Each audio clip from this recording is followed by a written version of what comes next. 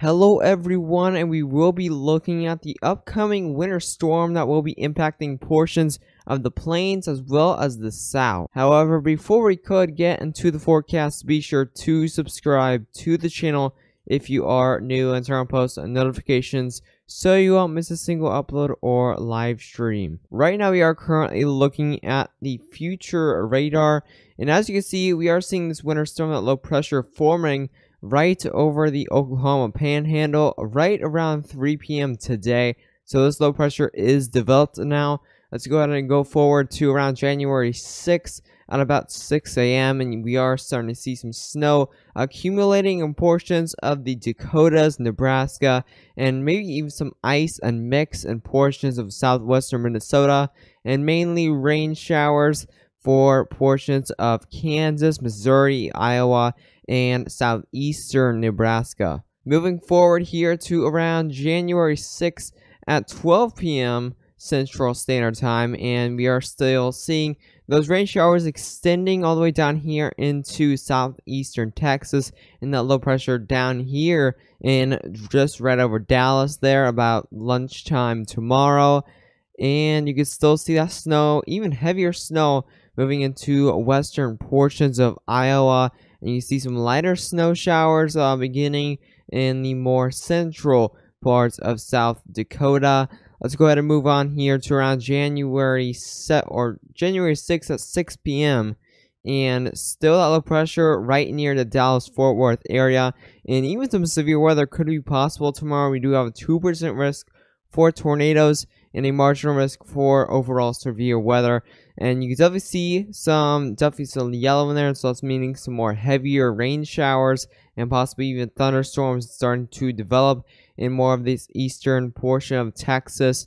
And we're moving on here to around January 7th at midnight, and those line of storms are moving through the Louisiana area and kind of Lake Charles area there.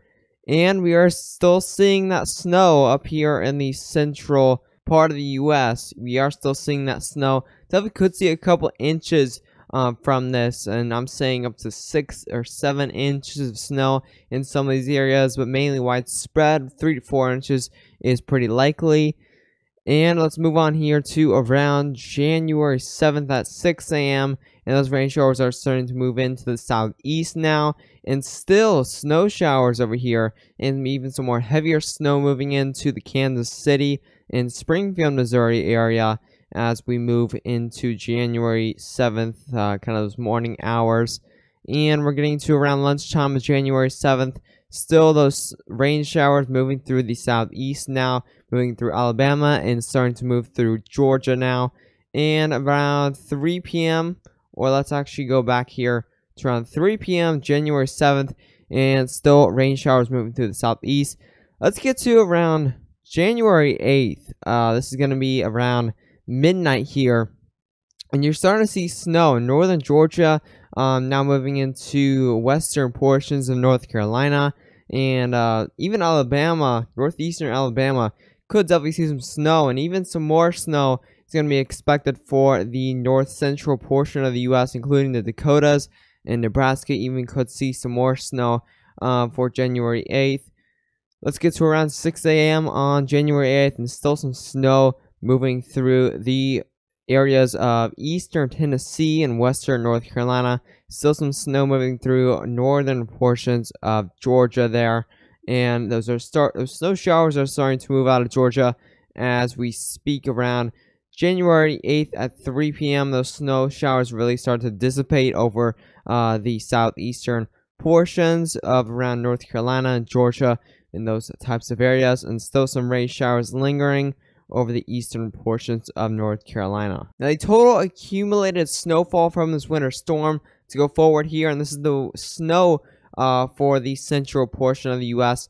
As you can see, we could even see up to 7 inches of snow near the border of South Dakota and North Dakota. Definitely could see up to 6 or 7 inches of snow. Around that, in those blue colors, you're going to see around 3 to 4 inches of snow. In the lighter blue colors, most likely 1 to 2 inches of snow is going to be likely. Of course, in the pink colors, you're going to see around 7 to 8 inches of snow near the southwestern portion of Iowa there. And even down here near Springfield, Missouri, you're going to see around 7 to 8 inches of snow around those types of areas. And mainly widespread, you're going to see 1 to 3 inches of snow. But those darker blue areas could see upwards of 3 to 4 inches of snow. Let's go forward here. It could see that snowfall in the southeastern portion of the U.S. And you're seeing up to 8 or 9 inches of snow, especially near the border of North Carolina and Georgia, and even the border of Tennessee and Georgia could definitely see upwards of 6 to 8 inches of snow in some of these areas. Northern Georgia is going to definitely see a lot of snow from this, especially since this is down in Georgia. 8 or 9 inches of snow for the more extreme portions of northern Georgia there. And even down here near Atlanta, could even see Atlanta's mainly going to see a bit of a dusting, maybe a couple flakes, but right north of there, you're going to see upwards of 5 to 6, maybe even 7 inches of snow there. So that's your snow totals. Now let's look at the severe weather that is expected tomorrow in the south. So here's the energy that's going to be within the atmosphere tomorrow. Let's go ahead and go forward to tomorrow at about 6 a.m. or this is going to be around 9 a.m. And you definitely see some energy lingering within the atmosphere here. We're seeing upwards of 500 joules per kilogram. This is actually not much this is actually not really that much energy within the atmosphere. However, this increases throughout the day as we get to around 3 p.m. tomorrow, January 6th. And we're seeing upwards of 1,300 joules per kilogram in some of these areas. So that's going to really trigger those storms. And we get to around 6 p.m. tomorrow. And still some pretty decent energy triggering those storms, keeping those storms going as we get into the overnight hours. Of course, as we get to the overnight hours, we're going to see those storm coverage decreases for throughout the area. However, still a little bit of energy lingering through Louisiana. It's going to keep some of those thunderstorms going, but that should weaken them shortly. Let's go ahead and look at the cap. Now, this is, if you have a lot of cap within the atmosphere, it's really struggling for storms to develop, or pretty much impossible for storms to develop. So let's go to tomorrow, and we're really not seeing much cap once these storms develop. Of course, we are seeing some cap surrounding these storms, but it's really not going to affect the storms firing up. This is going to be around when the storms fire, and really not that much cap. Those are where the storms are. There, of course, is going to be a little bit of cap within the storm, so that's why it is showing a bit of cap there. There's actually not going to be much cap within the atmosphere when these storms do develop. As you can see, a lot of cap is going to be in the morning hours of 6 a.m. But that cap really decreases once these storms really start to fire. Now here's the shear. We need a lot of shear if you really want these tornadoes to happen. Of course, we do have some shear in the area, but of course, when these storms, these storms are going to be in this type of area. In this type of area, we're not seeing much shear. We're seeing around 30 knots. You really want up to really 50 knots of shear for some really decent tornadoes. But we are seeing 40 knots below these storms, and you can see the storms that will be entering this low shear area is really not going to produce much tornadoes. We may see 1 to 2 isolated tornadoes. Like I said, we will see a 2% risk for tornadoes tomorrow, and possibly even a 5% risk. It depends on the storm prediction. It depends on the models really want to do here. But most likely a 2% is going to stay for tomorrow. A 5%, I'll actually be quite surprised, as we're not going to see much shear within the storms. And you can see that jet stream kind of coming down there, that trough.